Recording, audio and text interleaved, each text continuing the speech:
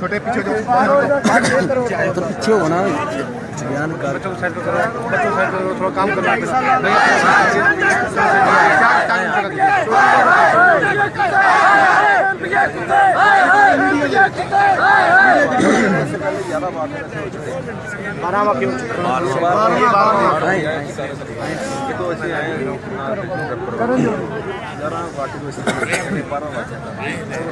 Government को इससे पहले जो बात है गवर्नमेंट वाले वो आज से 60 लोग बाहर निकल रहे हैं। देखिए ये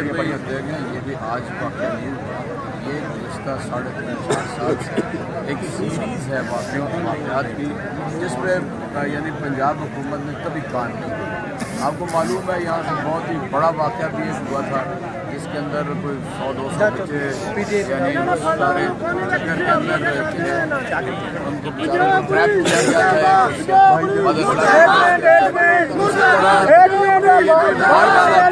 मासूम बच्चों का और चाइल्ड एब्यूज़ का यहाँ पर चाइल्ड प्रोटेक्शन ब्यूरो बना हुआ है और मैंने आज मालूम किया है कि 10 सालों में उसके चीफ पैटर्न शहबाज शरीफ है वज़ीर आला में,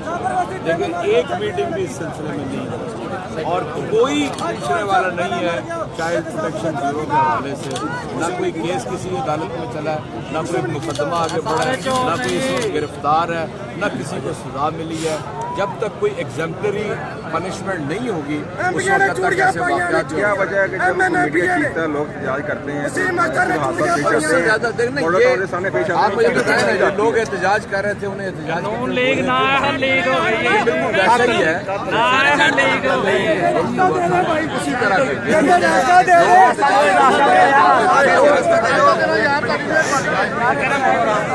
रास्ता भैया दे रहे हो